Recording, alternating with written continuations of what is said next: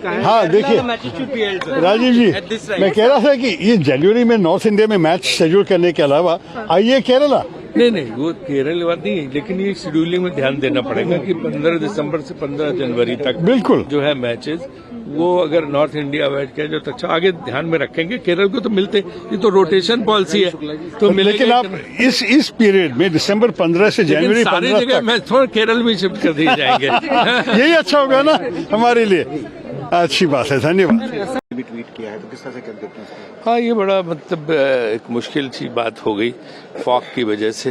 कोहरा बहुत था, कोहरा या प्रदूषण जो भी कहें, कोहरा, तो वहाँ पे ये जो है समस्या होगी, मैच कैंसिल करना पड़ा, लोग निराश हुए, सब कुछ तैयारी थी और इसके बाद ऐसा हुआ तो एक तरह से बहुत जो है मन तो खराब होता ही है।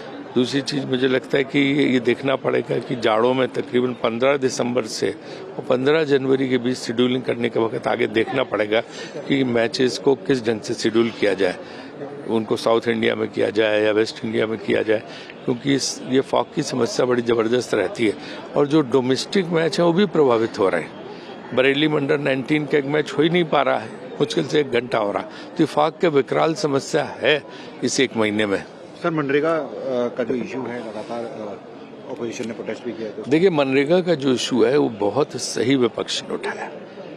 आप इस सरकार की कोई खुद की योजना तो है नहीं, पुरानी योजना है जो कांग्रेस सरकार, उनके सिर्फ नाम बदल देते हैं, है ना, और योजना को भी खराब कर देते हैं। इनकी अपनी कोई एक योजना बताओ ना, सब पुरानी योजनाएं जो उनकी थी उनको नाम खाली बदल दिया और योजना वही चल रही, तो ये कोई नई योजना तो बना नहीं सकते, इनका सोच उस तरह है नहीं। और मनरेगा में तो उन्होंने बहुत ही गड़बड़ किया है, राज्यों से कहा कि अब आप ज़्यादा पैसा दो, राज्यों को पैसा देते नहीं है तो राज्यों का ऑलरेडी फाइनेंशियल पोजीशन बहुत ख़राब होती है, इसके बाद उनके ऊपर मनरेगा का भार बढ़ा दिया। फिर जो है वो कहा है कि जिस टाइम पे जो काम होता है वो कर सकते हैं कि नहीं साहब, उन दिनों काम नहीं करेंगे लोग, उनको काम नहीं दिया जाएगा, दूसरे काम हम तय करेंगे। अभी तक ग्राम पंचायतें काम तय करती थी, अब कहते हैं हम काम तय करेंगे, तो इसलिए योजना को बहुत उन्होंने जो है गड़बड़ कर दिया है, जो कि बहुत अच्छी होती थी और लोग इसका गांव में फायदा ले रहे थे, इसलिए विपक्ष विरोध कर रहा है। सोनिया गांधी से जो दस्तावेज सरकार कहेगी, नेहरू जी के दस्तावेज मांगे गए, तो इसको क्या कहेंगे? देखिए, परसों ही जो है संसद में, लोकसभा में मंत्री का खुद जवाब था कि नेहरू संग्रहालय से कोई दस्तावेज गायब नहीं, सब दस्तावेज वहाँ मौजूद है। जब ये उन्होंने बोला तो कल कैसे मंत्री जी करेंगे नहीं दस्तावेज गायब है?